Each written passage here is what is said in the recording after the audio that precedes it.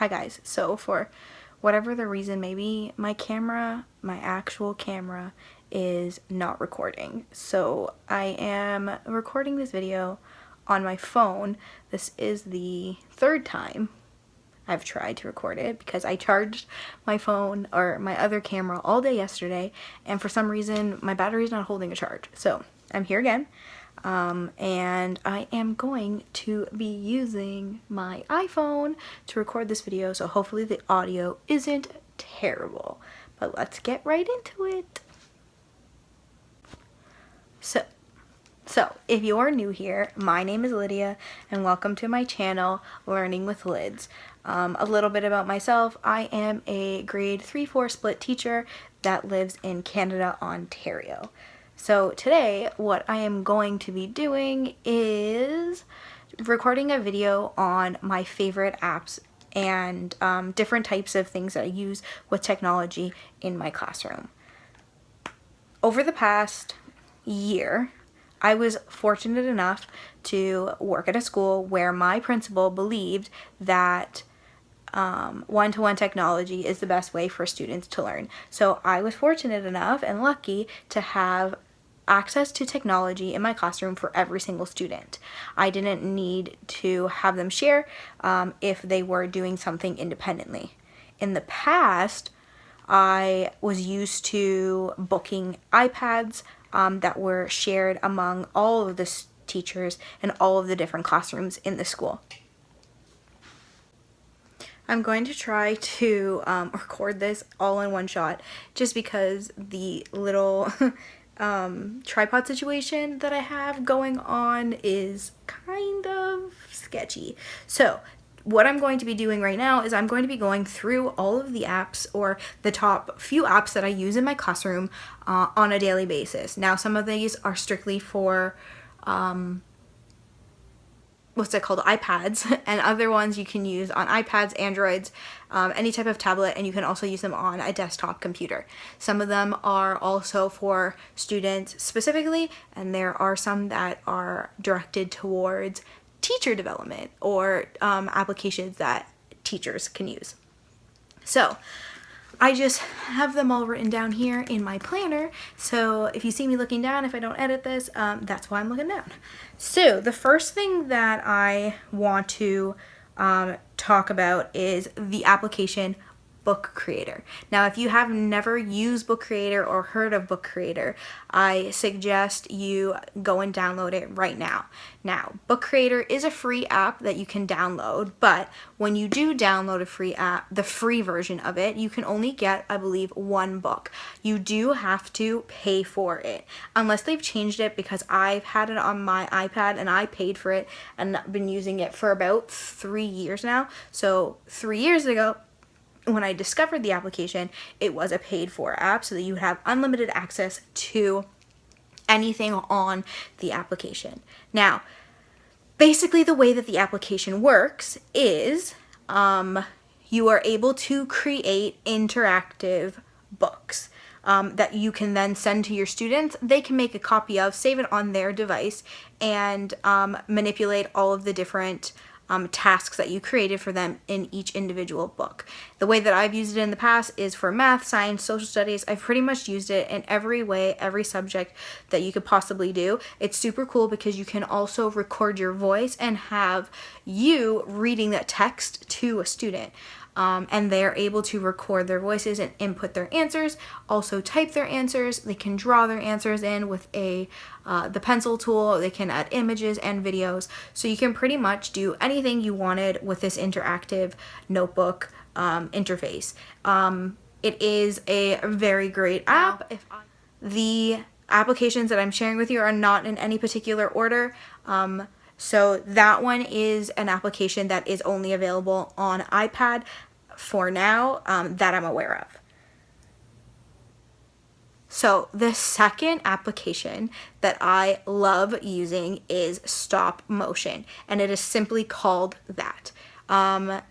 It is pretty self-explanatory, seeing as the name is what it does, but it's a really, really easy way for you to introduce stop motion in your classroom with your students. I, at first, was hesitant to do stop motion with my grade 3s and 4s because I wasn't sure if they would be able to handle it. But after finding this application and downloading it on our iPads at school, the students were really they always looked forward to using stop motion whenever they could. The way that I've used it in the past is in a math class when we were teaching, or I was teaching the students about growing and shrinking patterns. And what the students did was they used stop motion in order to show their pattern grow frame by frame or shrink frame by frame, which was really cool. And for those students that were working on an IEP who were only doing changing attributes patterns, then those students still were able to use stop motion, but instead they just showed their pattern changing steps and having their attributes change from frame to frame, which was pretty cool. And again, it's a really easy way and really easy app to use. Essentially all you do is take a picture, move the object, take a picture, move the object, take a picture, move the object, and then it just self-edits and creates a short stop motion film for you. The next application that I want to share with you today is the application Shadow Puppet. Now, Shadow Puppet comes in two different ways. Sorry, I'm holding a pencil.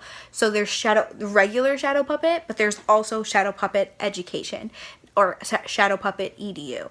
The one that I have, my students use, is Shadow Puppet EDU. The great thing about this application is that it is a very simple way, very simple form of iMovie. It is free and it does save directly onto the iPad. Now, with this application, you can insert videos, you can insert pictures, you can insert your voice, you can the thing that I like best about it is it has an in-app web searching tool, so they don't have to go to Google, copy, save the picture to their camera roll, and then insert it that way. You can search right in the app, which is great.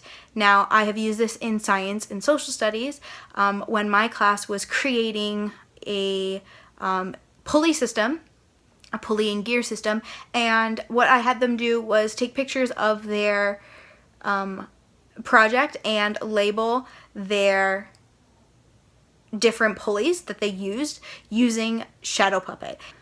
The next application that I use on a regular basis is the application Plickers.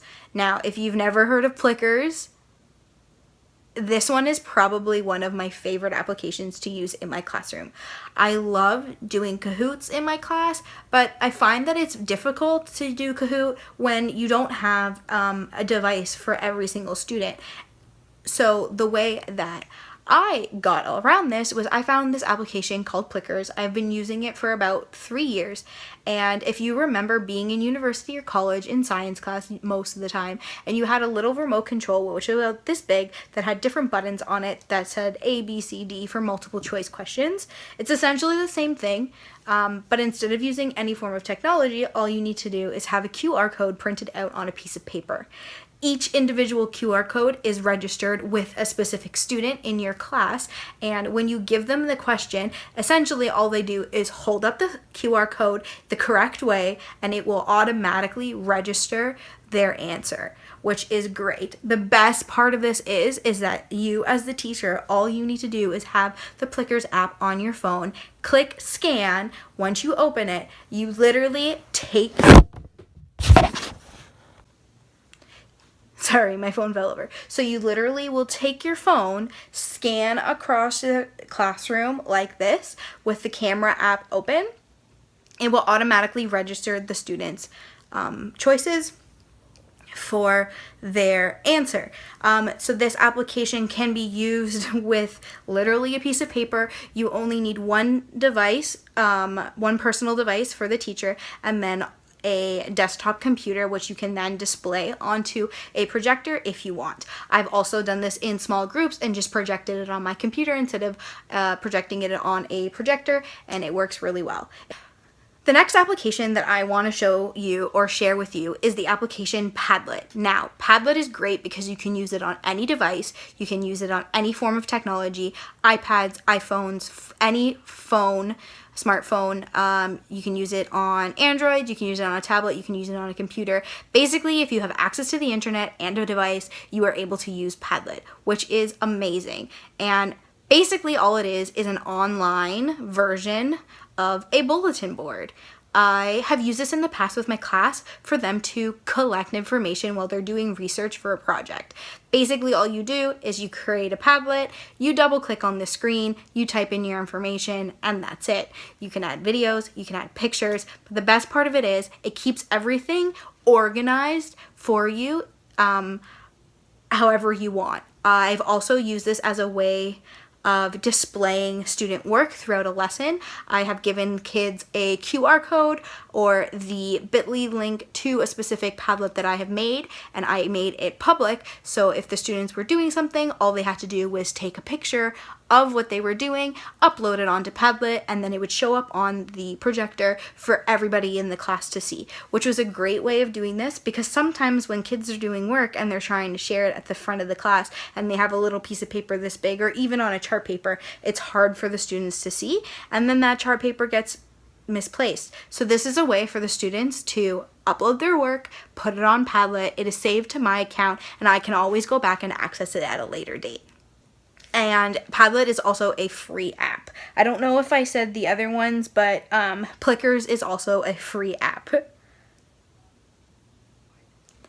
The next application that I'm going to share with you is the application Planboard. Now, I hear that there's a lot of teachers online or even YouTube or on Instagram that use an application called Planbook.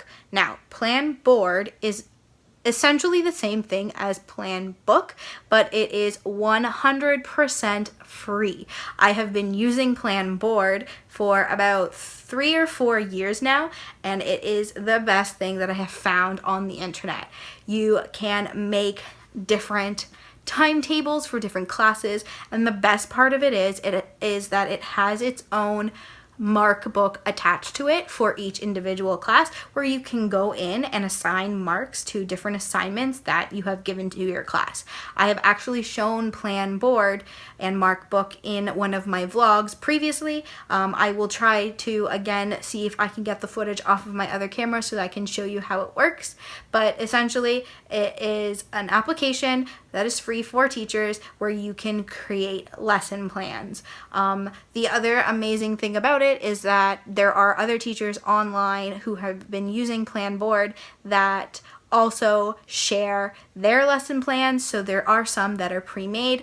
There is a section that is specifically for teacher resources, and there is another section for attendance, which is great. Another great feature of it is that it does incorporate Google Drive. So if you are creating a lesson and you want to upload a slideshow or a document or some PDF that you have saved on your drive, all you have to do is find it, locate it, add it into that lesson for that period, and it will be there when you try to access it after. Another great thing that I do for this is I create a mark book or a plan board for my class that they have access to, and I basically use it as a homework checking system. I have a student that is in charge of collecting or checking homework or different assignments in the morning. As soon as they come in, they will log on to their plan board or their mark book and create a homework check, and basically all it does is a check yes they did it, check no they don't, and it's a way for my students and me to keep track of student work.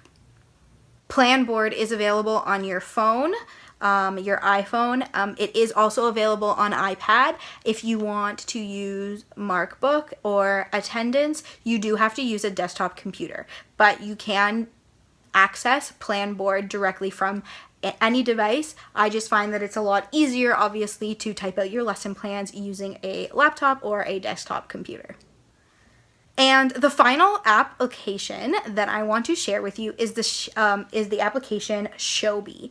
Now, Shobi is very similar to Google Classroom in that you are as the teacher, able to make assignments and assign them to a student that they can then access and then submit to you. The great thing about Shobi is that it is free once again, and as of August, all of the applications or all of the features that are available on Shobi that used to have to be a subscribed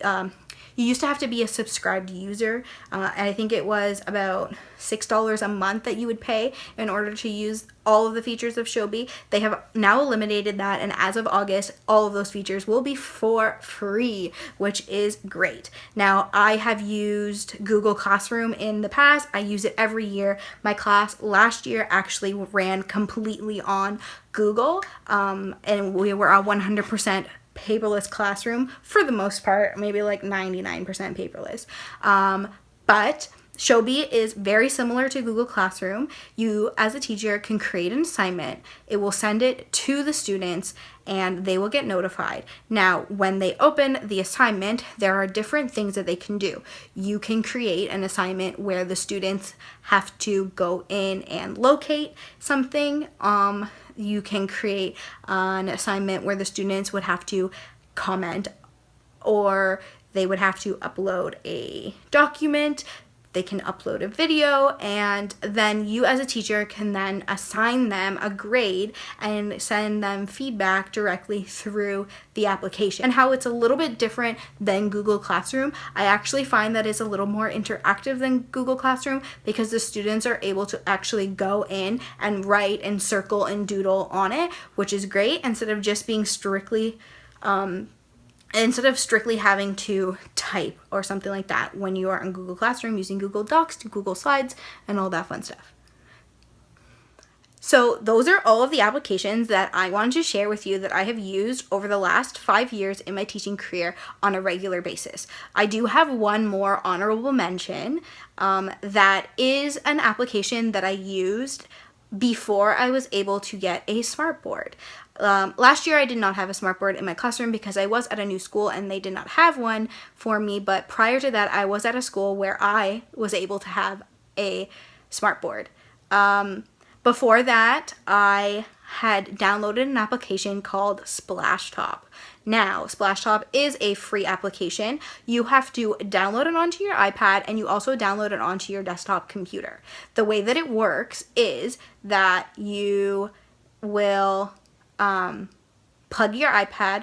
Actually, the way that it works is you would project your screen onto your projector and just connect it like you normally would if you were going to project an item from your computer. And then through the Wi-Fi and Bluetooth, you would also connect your iPad using the SplashTop app. Once you do that, essentially what it does is it creates a AirDrop kind of feature that whatever you do on your iPad is then mirrored onto your computer. This is great if you don't have Apple TV or Google Chromecast, or if you don't have an smartboard where you're able to manipulate things like that. So it is a really great app. I would suggest, if you are thinking about using something like this, I would watch a few videos on it. It is a little bit glitchy sometimes, but it does work. What I used to do was I used to create PowerPoints or presentations on the smart application on my iPad, and then once I mirrored my iPad onto the screen, I would just take my iPad, set it in front of a student that was answering the question, and they would write and draw and manipulate whatever it was that on the iPad, and then that was just mirrored onto the projector so the rest of the students can see. Once again, it can be a little bit glitchy, and it does work, but it does work if you are not fortunate enough or are not able to have access to Apple TV, Chromecast, or a smartboard in your classroom. So that is everything that I wanted to share with you today. Sorry, my phone kept on falling, so I'm just holding it now. Thank you for watching. Hopefully this was helpful in some way. I really hope that I'm able to get some of the footage that I recorded before in here so that you are able to see how some of these applications work. If not, like I said, I will try to link them below, and I will put thumbnails in the corner if I can, so that you can see at least what the application thumbnails look like, so you are able to go out and try them for yourself. Once again, thank you for watching. My name is Lydia. Welcome to my channel, Learning with Lidz, and if you have any comments, questions, concerns, please leave them in the comment section down below. Don't forget to like and subscribe, because it does allow my channel to grow and have other teachers be able to see them, and hopefully it is helpful for you and for them as well. I will talk to you guys later. Bye!